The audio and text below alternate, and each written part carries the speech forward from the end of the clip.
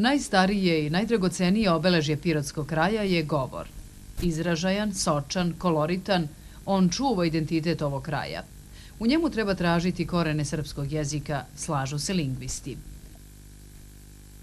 Kavre, kada sedemo, da se malo odmorimo i da si poratimo, da si popričamo od ono prošlo davno vreme, da se posetimo. Da ti kažem, od nekada ti kao u Doholici, pa da mi napameti kao pa si razmišljam, kude se bre denuše tija stari piroćanci?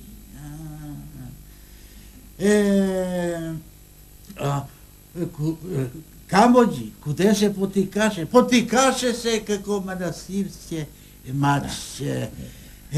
Otidoše, pomreše, izgubiše se. A poreno se samo od njih oratiš. I kude da mrtneš, i na kude da mrtneš, i če naletiš na piroćanca.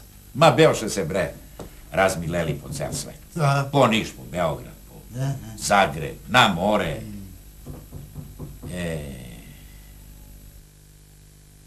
O pirotskom govoru pisao je u naučnoj studiji Dijalekti istočne i južne Srbije dr. Aleksandar Belić još 1905. godine. Belić je, boraveći na području Ponišavlja, beležio karakteristike i osobenosti pirotskog govora. Pirotski govor pripada prizrensko-timočkom dijalektu i timočko-lužničkom poddijalektu. Pripada grupi jezika juga i jugoistoka Srbije. Njegove karakteristike su jedan akcenat koji je slobodan. To je najarhaičniji i najtipičniji jezik koji se u 12. veku odvojio od srpskog govora i razvijao samostalno. On je po strukturi štokavskog dijalekta, ali je razvio još neke druge crte i sačuvao arhaične osobine. Ovaj govor je geografski i politički bio izolovan. Područje Ponišavlja obavijeno je planinama i bilo je nepristupačno za osvajače.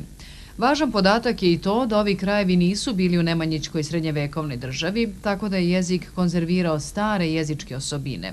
Jedno je sigurno, kako naglašava Pavle Ivić, poreklo pirotskog govora je srpsko.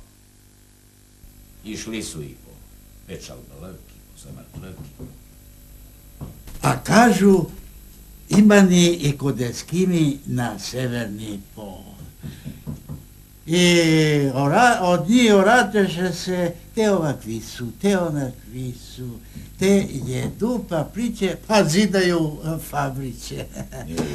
A i si da bili su jednuš čoveci, em radiše, em štediše.